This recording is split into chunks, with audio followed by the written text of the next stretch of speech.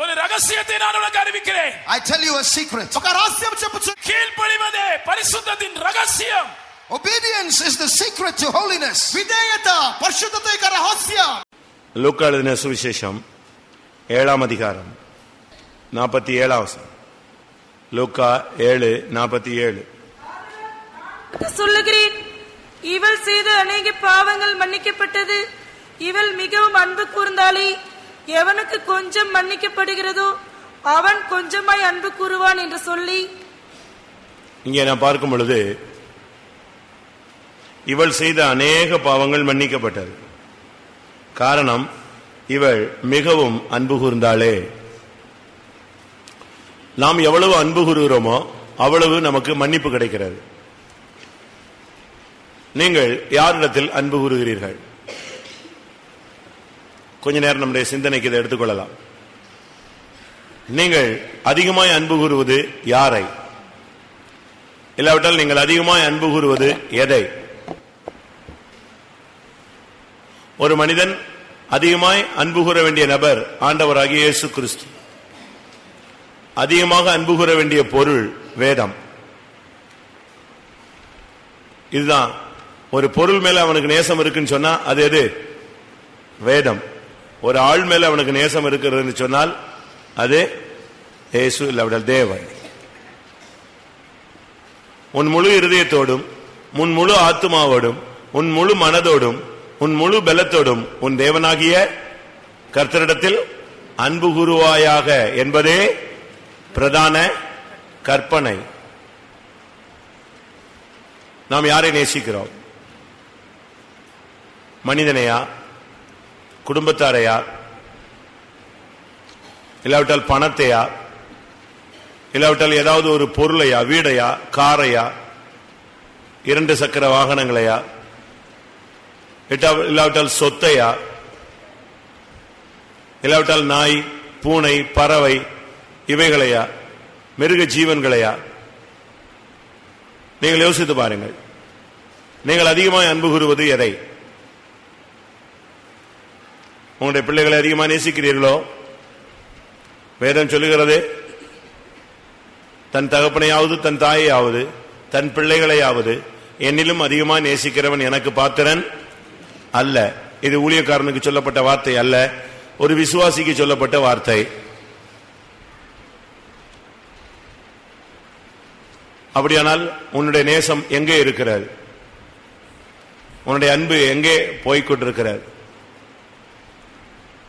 உன் தேவனிடத்தில், தேவனாகிய கர்த்தரிடத்தில் நீ அன்பு கூறுவாயோ இல்லையோ என்பதை அவர் சோதித்து அறிகிறார். பின்மாறி மறுதலித்து சபித்து சத்தியம் பண்ணி இந்த ஊழியம் வேண்டாம் என்று மறுபடியும் தான் விட்டு வந்த தொழிலுக்கு போன அந்த மனிதனுக்கு ஊழியத்தை கொடுக்கும்படியாக இயேசு மறுபடியும் அவனை சந்தித்து பேசின பொழுது கேட்ட ஒரே கேள்வி, நீ என்னை நேசிக்கிறாயா?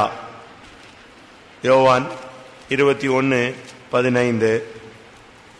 அவர்கள் போஜனம் பண்ணின பின்பு இயேசு சீமோன் பேதுருவை நோக்கி, யோனாவின் குமாரனாகிய சீமோனி, இவர்களிலும் அதிகமாய் நீ என்னிடத்தில் அன்பாயிருக்கிறாயா என்றார். அதற்கு அவன், ஆமாண்டவரே, உம்மை நேசிக்கிறேன் என்பதை நீர் அறிவீர் என்றான். அவர், என் ஆட்டுக்குட்டிகளை மேய்ப்பாயாக என்றார்.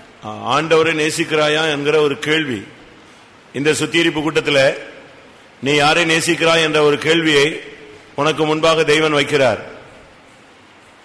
மனுஷனுக்கு பின்னால நீ ஓடிக்கொண்டிருக்கிறாயா? மனுஷிகளுக்கு பின்னாக ஓடிக்கொண்டிருக்கிறாயா? பணத்துக்கு பின்னால் ஓடிக்கொண்டிருக்கிறாயா?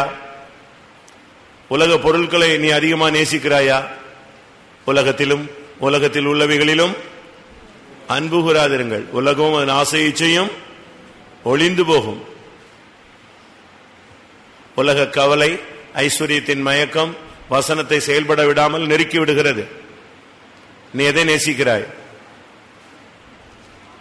உன் குடும்பத்தை அதிகமாக நேசிக்கலாம், ஆனால் அதை காட்டிலும் தேவனை அதிகமாய் நேசிக்க வேண்டும். இல்லாவிட்ட ஊழியக்கார சகோதரர்களை நேசிக்கிறாயா? ஊழியக்கார சகோதரிகளை நேசிக்கிறாயா? உன்னுடைய நேசம் எங்கே போய் கொண்டிருக்கிறது? யோசித்துப்பார். இது ஒரு நல்ல நேரம். இது கர்த்தர் சபையை உட்கார்ந்து சுத்திகரிக்கிற நேரம். யாரையாவது பார்த்து நான் உன்னை நேசிக்கிறேன்னு சொன்னாயா? எழுதி கொடுத்தாயா? அப்படிப்பட்ட பழக்க வழக்கங்கள் உனக்குள் உண்டா? யாராவது உன்னை நோக்கி அப்படிப்பட்ட ஒரு வார்த்தையை சொன்ன பொழுது நீ அதற்கு என்ன பதில் சொல்லி இருப்பாய்? சாது சுந்தர் சிங்கை அடித்து இழுத்து கொண்டு வந்து வீட்டில் கொண்டு வந்து வைத்திருந்தார்கள். இவனுக்கு ஒரு கல்யாணம் கட்டி வச்சுட்டா இவன் ஏசு ஏசுன்னு சுத்த மாட்டான்னு சொல்லி நீங்க அந்த சரித்திரம் படிச்சா தெரிஞ்சிருக்கும். ஆனா அவரு கீழ்ப்படியல, ஏசுதான் வேணும்னார். கடைசியில் அவருடைய முறை பொண்ணை கூப்பிட்டு இந்த ரூம்ல இருக்கிறான், கல்யாணம் எல்லாம் 2வது கட்டிக்கலாம், நீ முதல்ல போய் அவனை எப்படியாவது பாக்கெட் பண்ணிரு அப்படின்னு சொல்லி அவளை உள்ள அனுப்புனாங்க. இவ போய் உள்ள உட்காந்து, ஏன் என்னை நேசிக்க கூடாது, நான் உங்களுக்காகவே இருக்கிறேன், பிறந்ததே உங்களுக்காகத்தான், வளர்ந்ததே உங்களுக்காகத்தான், வாழ்கிறதே உங்களுக்காகத்தான் சொன்னா. எல்லாம் சொல்லி முடிச்ச உடனே அவர் சொன்னாரா, இல்ல நான் இயேசுவுக்கு பின்னாக போக முடியாது, நான் தெரிந்து கொள்ளப்பட்டாள்னு. அவ ஒரு நைட் ஃபுல்லா உட்காந்து அழுதாலாம், எப்படியாவது இவனை மாத்திரலான், இவரை மாத்திரலான். கடைசியில் அழுது அழுது லாஸ்ட்ல ஏன் என்னை நேசிக்க கூடாதான்னு கேட்டாலாம். அப்ப அவர் சொன்னாராம், எனக்கு ஒரே ஒரு இருதயம் தான், அந்த இருதயத்தை ஏற்கனவே நான் யாருக்கு கொடுத்துட்டேன், இயேசுவுக்கு கொடுத்துட்டேன். இப்ப நீ கேட்கிற, எனக்கு அதை திருப்பி எடுக்க முடியாது. அதனால எந்த சூழ்நிலையிலும் நான் என்னால் உன்னை நேசிக்கவே முடியாது. ஏன்னா இருதயம் அவருக்கு சொந்தமாகி விட்டது, இனி அதுல வேற ஆளுக்கு இடமில்லைன்னு. உடனே அந்த பொண்ணு கதவை திறந்து வெளியே போயிடுச்சான். நீங்க என்ன பண்றீங்க? கதவை பூட்டி வச்சுக்குவீங்களா? உன் ஆவி எப்படி வேலை செய்யுது? உன்னுடைய எண்ணங்கள் எப்படி இருக்கிறது? நீ யாரை அதிகமா நேசிக்கிறாய்? யோசிச்சு பாருங்க. உங்களுடைய அன்பை நிதானிக்க வேண்டிய நேரம் இதுதான். ஆனால் நீ இன்றைக்கு ஆண்டவரே மறுபடியும் நான் உம்மை நேசிக்கிறேன் நீ ஒரு முடிவு எடுத்தால், இதுக்கு பேக்ரவுண்ட்ல ஒன்னு இருக்கு. கர்த்தர் உனக்கு அந்த ஊழியத்தையும் கொடுப்பார், உன் பாவத்தை என்ன செய்வார்? மன்னிப்பார். அன்பு கூறுவதில் 2 தெய்வீகத்தன்மை இருக்கு. நீ அன்பு கூர்ந்துட்டீன்னா ஒன்னு உனக்கு அந்த பழைய ஊழியம் என்ன செய்யும்? கிடைக்கும். 2வது நீ செய்த பாவம் என்ன செய்யும்? மன்னிக்கப்படும். இன்னொன்னு, அடுத்து இந்த அன்புல ரேஷியோ இருக்கு. நீ கொஞ்சமாய் அன்பு கூர்ந்தால் உனக்கு என்ன செய்யும்?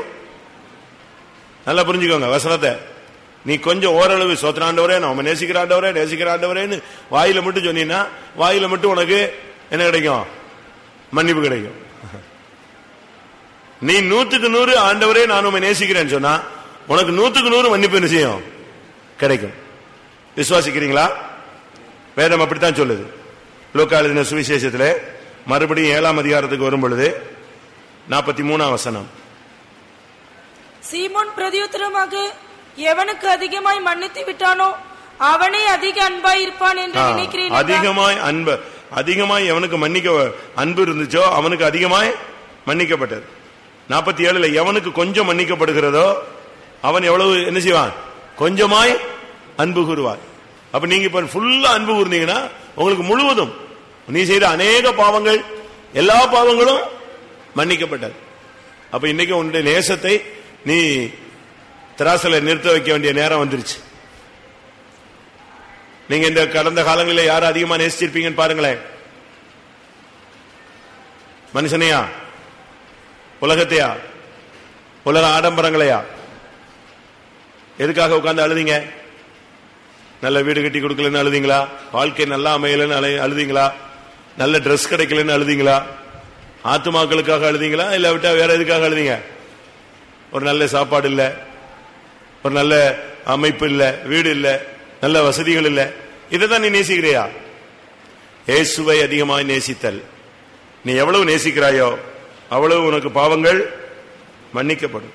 எவனுக்கு கொஞ்சம் மன்னிக்கப்பட்டதோ அவன் கொஞ்சமாய். நீங்க இப்ப திரும்பி போகும்போது நீங்க கண்டுபிடிச்சிடலாம், இன்னும் அந்த பாவம் மன்னிக்கப்படல, இந்த பாவம் மன்னிக்கப்படல அப்படின்னு நினைச்சேன்னா உனக்கு என்ன? நீ கொஞ்சமா அன்பு கொண்டிருக்கிற, உனக்கு என்னது? கொஞ்சம் தான் மன்னிக்கப்பட்டிருக்கு. உனக்கு எல்லாம் மன்னிச்சிருச்சுன்னா நீ முழுவதுமாய் ஆண்டவரை அன்பு கூறுவாய். சரி, இந்த பெண் எப்படி அன்பு கூர்ந்ததை வெளிப்படுத்தினாள்? இங்கே ஒரு பெண் வந்துதான் இந்த வேலையை செய்யறா. அவ 3 காரியம் செஞ்சா. 1, கண்ணீரினால் கால்களை நனைத்தாள். தன் தலை மயிரினால் அவைகளை துடைத்தாள். அவருடைய பாதங்களை முத்தம் செய்தாள். அன்பு கூறுதலுடைய பிரதிபலிப்பு இதுதான். முதலாவது கண்ணீர். நீ ஆண்டவரை நேசிக்கிறேன்னு சொன்னா இப்ப நீ மனஸ்தாபப்பட்டு கண்ணீர் விடணும். உன் பாவத்துக்காக நீ ஒரு மனஸ்தாபத்தை நீ பட்டால், நீ மனஸ்தாபப்பட்டால் அவனுக்கு என்ன செய்வாயாக? ஒருவன் உன்னிடத்தில் வந்து நான் மனஸ்தாபப்படுகிறேன் என்று சொன்னால் அவனுக்கு மன்னிப்பாயாக. ஒரே நாளில் 7 தடவை வந்து அவன் கேட்டாலும் அவனுக்கு மன்னிப்பாயாக. அப்போ உன்னுடைய கண்ணீர் உனக்கு மன்னிப்பின் ஒரு பகுதியை கொண்டு வருகிறது. அடுத்து அவள் தன் தலைமயிரினால் அவைகளை துடைத்தாள். தலைமயிர் ஒரு பெண்ணுக்கு மகிமை என்று சொல்லியிருக்கிறது.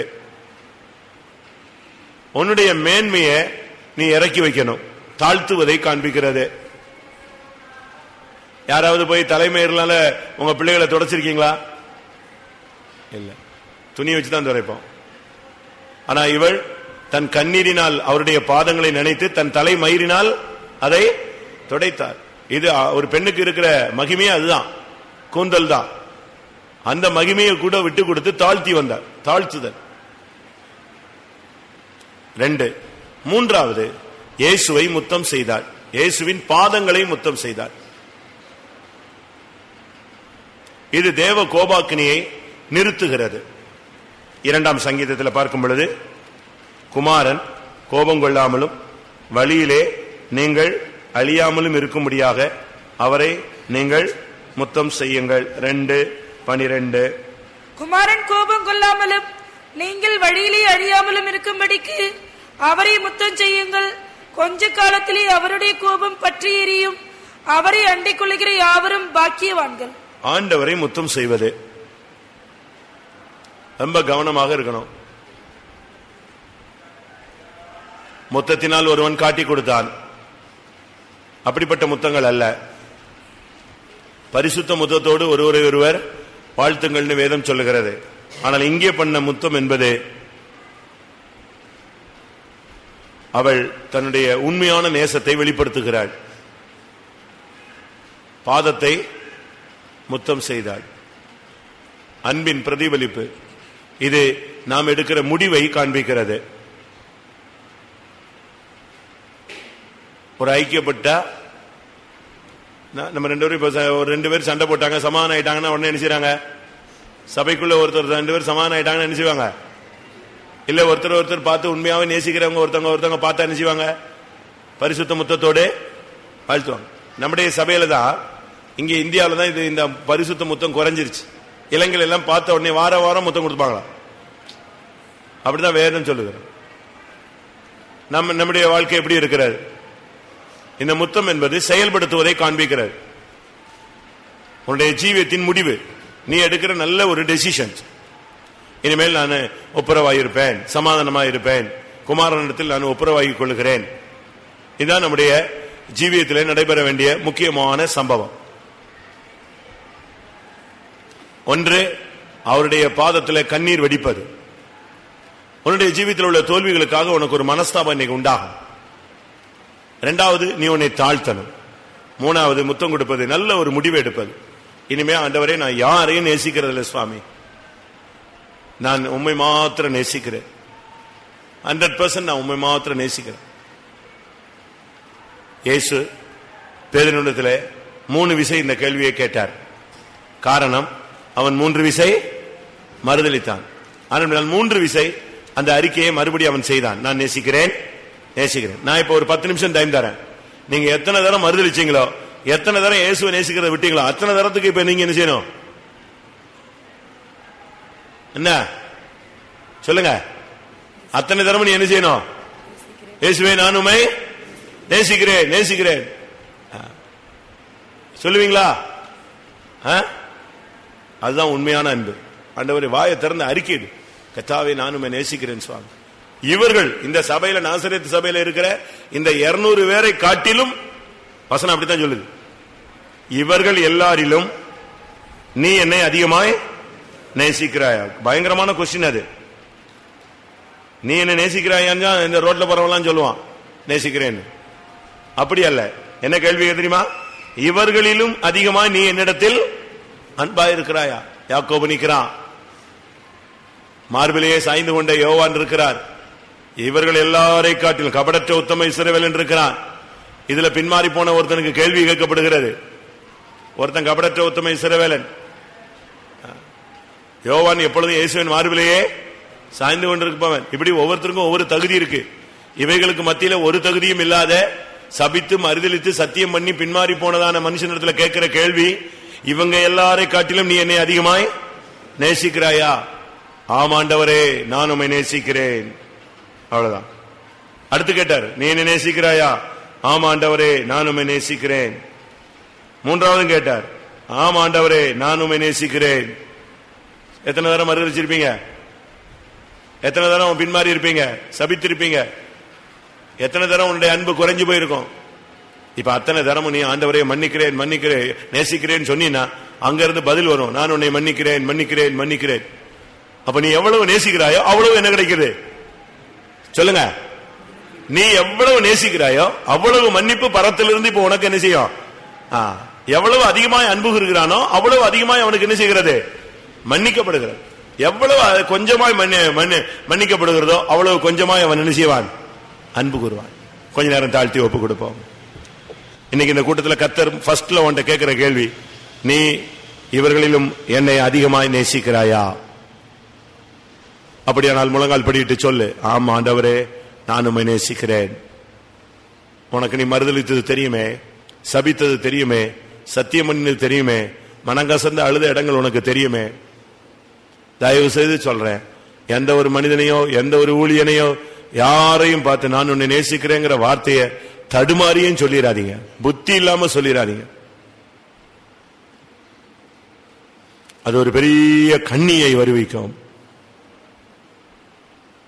இயேசுவை தவிர அந்த வார்த்தைக்கு தகுதியான ஆள் இந்த பூமியில யாரும் கிடையாது.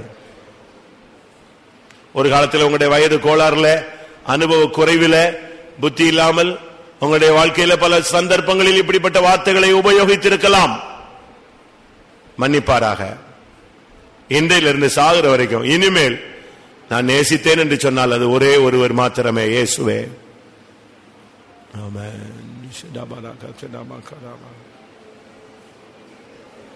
நான் உன்னை அண்ணன் மாதிரி நேசிக்கிறேன், அக்கா மாதிரி நேசிக்கிறேன், என் தங்கச்சி மாதிரி நேசிக்கிறேன். நம்பாத. கவுத்திட்டான்னு அர்த்தம், கவுத்திட்டான்னு அர்த்தம், கவுந்துட்டேன்னு அர்த்தம், விழுந்துட்டேன்னு அர்த்தம்.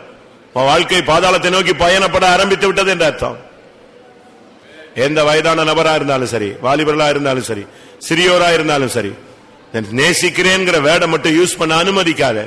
நீயும் வாழ்க்கையில அனுமதிச்சிடாத, பேசிடாத. அப்படி சொன்னால் சொல்லு, இயேசுவே, நான் உம்மை நேசிக்கிறேன், என் இதயபூர்வமாய் நேசிக்கிறேன், என் உளப்பூர்வமாய் நேசிக்கிறேன், 100% உம்மை நேசிக்கிறேன். நீ எவ்வளவு நேசிக்கிறாயோ, இந்த கூட்டத்தில் எவ்வளவு நீ முடிவெடுக்கிறாயோ அவ்வளவு உனக்கு மன்னிக்கப்படுகிறது. சொல்லுங்க, ஆய திறந்து சத்தமா சொல்லு, இயேசுவே, நான் உம்மை மாத்திரம் நேசிக்கிறேன். கிறிஸ்துவின் அன்பை விட்டு எந்த வல்லமே என்னை பிரிக்க மாட்டாது என்று இந்த கூட்டத்தில் நான் நிச்சயித்துக் கொள்கிறேன். ஆய திறந்து நான் திரும்பவும் சொல்றேன், பிரியமானவர்களே, கர்த்தருடைய ஆவியானவர் இந்த வசனத்தை சொல்ல சொல்லி என்னை ஏவினபடினால்தான் நான் இதை எடுத்து பேசினேன். இது நான் ஆயத்தமாகி எடுத்துக்கொண்டு வந்த காரியம் அல்ல. இந்த கூட்டத்தில் கடந்து வந்த உன்னை நோக்கி தேவன் அனுப்புகிற வார்த்தை, இயேசுவே, நான் உம்மை நேசிக்கிறேன், இயேசுவே, நான் உம்மை நேசிக்கிறேன். வாயை திறந்து சத்தமா சொல்லு, பிசாசு ஓடட்டும். நீ ஊழியக்காரரா இருந்தாலும் சரி, விவாகமானவர்களோ ஆகாதவர்களோ யாராக இருந்தாலும் சரி, இந்த நாட்கள் அதிகமாய் கர்த்தரை நேசிக்க கர்த்தர் எல்லாரையும் பலப்படுத்த முடியாது. ஸ்தோத்திரம் பண்ணுவோம்.